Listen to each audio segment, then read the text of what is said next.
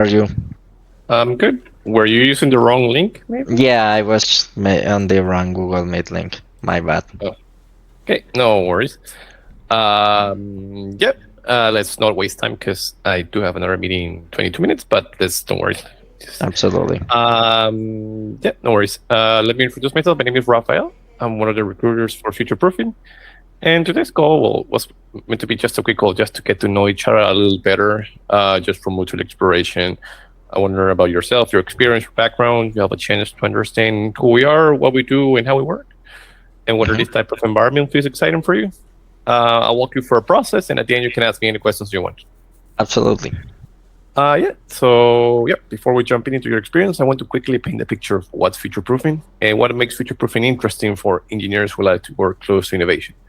Well, future proofing is a talent platform that embed experienced engineers directly into startups, building real AI products. We're not a bootcamp. We're not a green agency that mass submits resumes. We work with the startups that are actively shipping AI into production, like in fintech, biotech, legal, and we place engineers inside their teams to build real features. So this is a hands-on AI product engineer role where you help a startup go from 0 to 1 by building and shipping AI-powered features into production. And that's why the engineers who join us usually already have a solid exposure to AI, and they get placed directly in cycling engineering teams where they help design, build, and scale AI-driven systems. And because most of the companies that we collaborate with are smaller and highly execution focused, engineers here tend to have a level of ownership that is hard to find in larger organizations. I mean, you're typically very close to product decisions, and your technical input can shape how features evolve.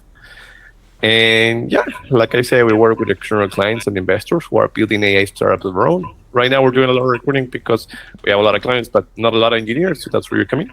In regards to the role, I mean, we support part time. I mean, we support full time, but we also support part time and project based roles, depending on your availability.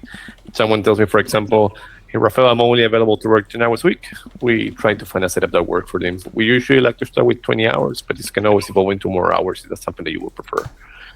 And finally, something that our engineers appreciate is that you don't have to quit your job to join us. Actually, a lot of engineers keep their main job and do this on the side. It's just a matter of what you want. I And see. yeah, that's pretty much us. Now, I would love to hear about you, about yourself, your experience, your background. Absolutely. So I'm Julian. I've been a software engineer for about 10 years now. During my roles, I've held usually full stack and technical lead roles. I have deep experience with front end and back end development.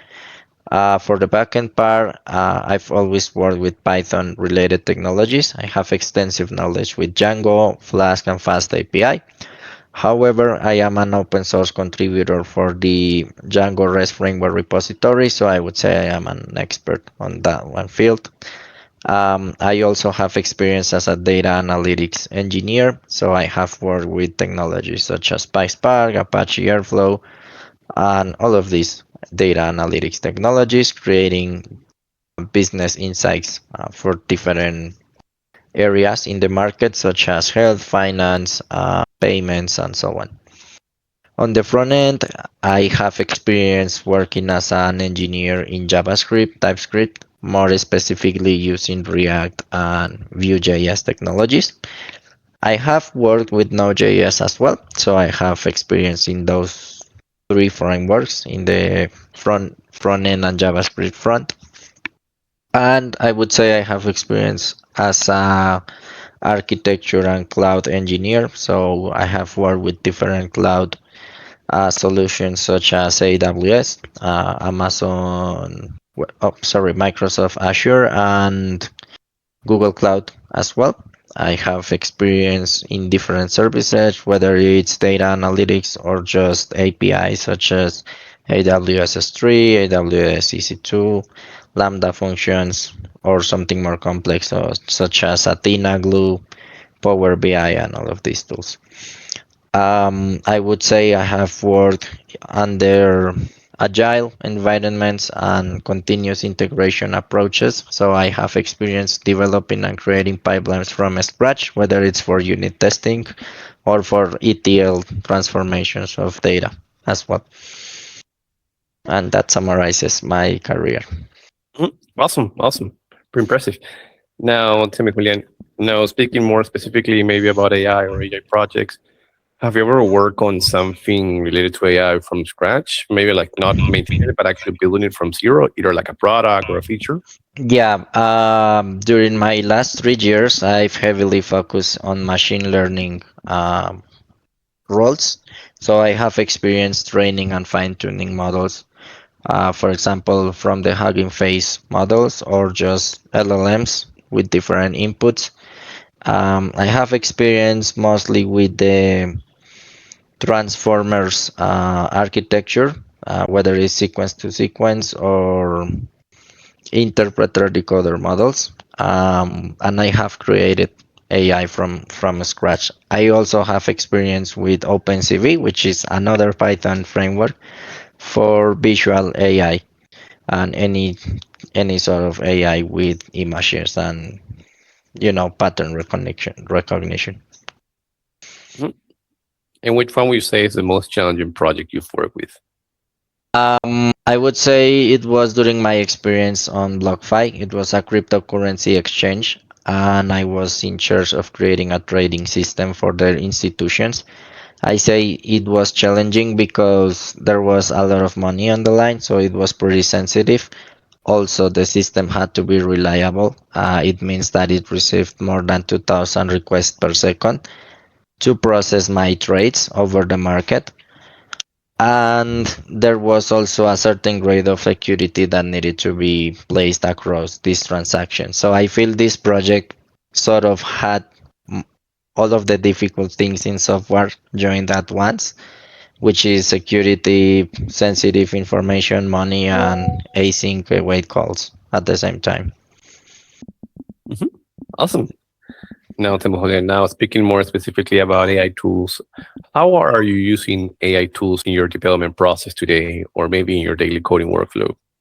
I would say nowadays I heavily rely on them. I use tools from basic stuff like summarization to really heavy coding lifting such as Codex or Cloudy Code or even Quencode.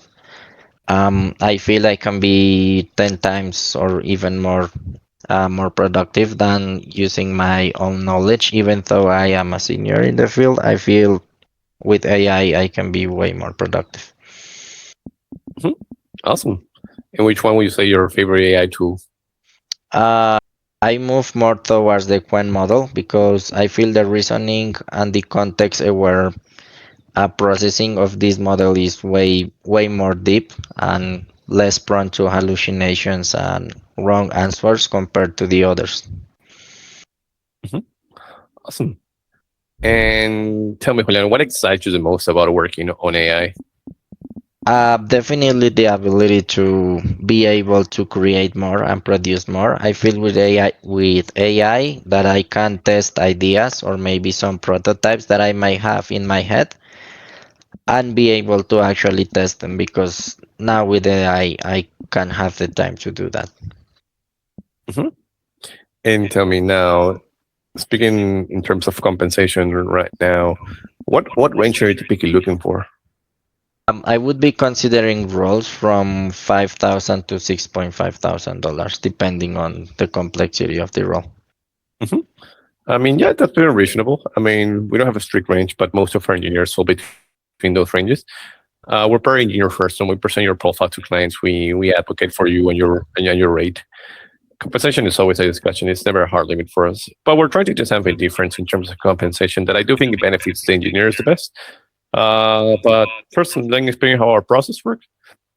Usually, our process includes four main steps. The first step, of course, is interview that we have it right now. If everything goes well with that, after I talk to my team, the next step would be a HackerRank technical assessment. Are you familiar with HackerRank? Yeah, I actually have a silver badge on it. Perfect. So I don't have to explain it. So yeah, we have a HackerRank technical assessment. Pretty straightforward. Nothing out of the ordinary. If everything goes well with the test, the next step would be a culture fit interview with Gabe, the co-founder. And Gabe goes more in depth about the position, the role, the clients, and your experience. Mhm. And if everything goes well with that, the last step would be a technical interview with Santiago, another one of our team leads. And during this technical interview, we assess coding skills and tooling experience. And there's also an assessment involved, and it's going to be scored. And how we determine the compensation range is based on that score. So let's say, for example, that you got, I don't know, let's say 85 over 100. That's usually how we determine the compensation range. But the good thing is that you can always tell me, hey, Rafael, I want to prepare myself a little better and I want to retake the assessment. You can always do it. You can always retake it. And if you retake it and you score higher, of course, your compensation range would be higher. I see.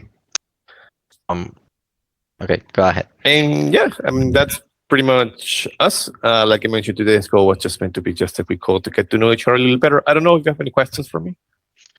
No, not so far. I think you've been super clear about the process, how it works, usually what are the steps on it. So I guess from my side, it's a green light.